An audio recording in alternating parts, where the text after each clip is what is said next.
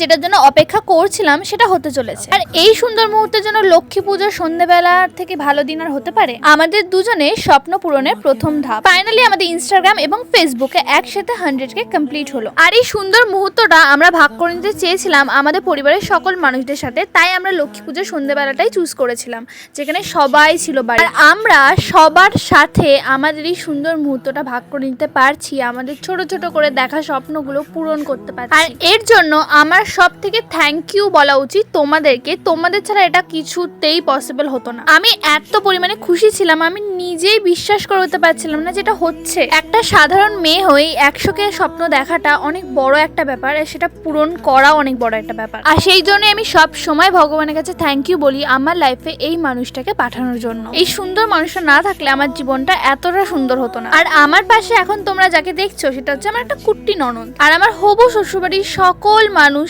আমাকে যেভাবে প্রত্যেকবার ওয়েলকাম করে, আমার মনেই হয় না আমি বাইরের কেউ। নিজের বাড়ির মানুষরা তো অবভিয়াসলি সাপোর্টিভ হবেই, কিন্তু শ্বশুরবাড়ির মানুষ যে এতটা সাপোর্টিভ হয় সেটা আমি সত্যি আগে জানতাম না। ওয়ান্স এগেইন তোমাদের সবাইকে অনেক অনেক থ্যাংক ইউ। এবার দেখা হচ্ছে তোমাদের সাথে পরে কোনো একটা ব্লগে বা ভিডিওতে, ততক্ষণের জন্য টাটা।